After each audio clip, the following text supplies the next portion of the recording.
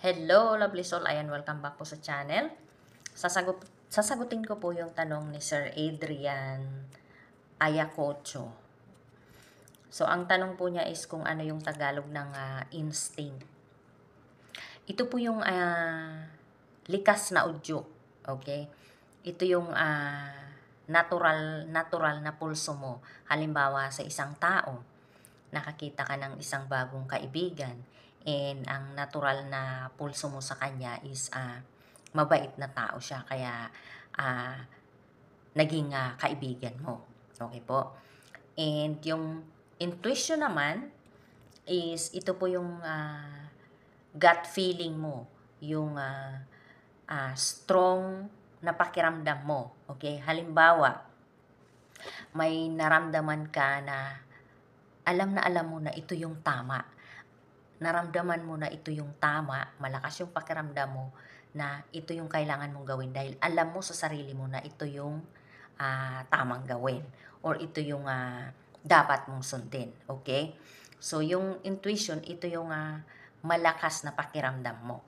Hindi mo na ito kailangang pag-isipan pa or hindi mo na ito kailangang pag-aralan pa dahil alam mo sa sarili mo na ito yung tama. Okay po? So, yun yung intuition, yung gut feeling, yung malakas na pakiramdam mo. Okay po? And sa tanong naman po ni Ma'am Althea, Ma'am Althea, malalaman mo po na yung narinig mo o naramdaman mo is galing sa iyong guardian angel o sa iyong spirit guides kapag naramdaman mo na ikaw ay kalmado, relax, deeply love, and masaya ka sa time na naramdaman mo o narinig mo yung signs na yun mula sa iyong guardian angel. Mostly po na sa tainga is yung ringing, buzzing, o yung sunod-sunod na bell or mararamdaman mo na parang may umiihip sa tainga mo or parang yung parang may kumakatok sa tainga mo. Okay po. Pero, anything is possible po na maramdaman o marinig natin. Kasi, sabi ko nga po, alam ng ating guardian angel, ng ating spirit guides, kung paano nila kukunin yung attention natin. Okay po? So, kaya hindi po natin pwedeng i-compare na si ganito, ringing or buzzing yung narinig niya.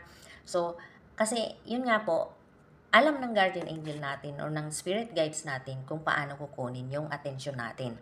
Kaya yung signs na naramdaman mo or nakita mo is sa'yo yun dahil alam ng guardian angel mo na doon nila makukuha yung attention mo.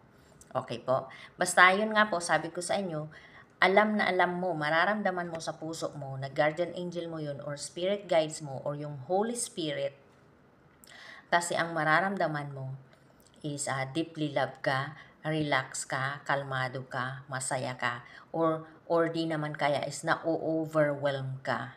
Yung bigla ka na lang na napapaiyak. Okay? Dahil sa kasayahan mo o na-overwhelm ka doon sa narinig mo or naramdaman mo dahil alam na alam mo sa sarili mo na mula yun sa mga banal. Okay po?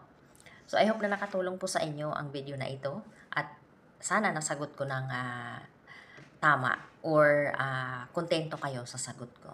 Okay po? So, yun lamang po. Thank you for watching. God bless and I love you.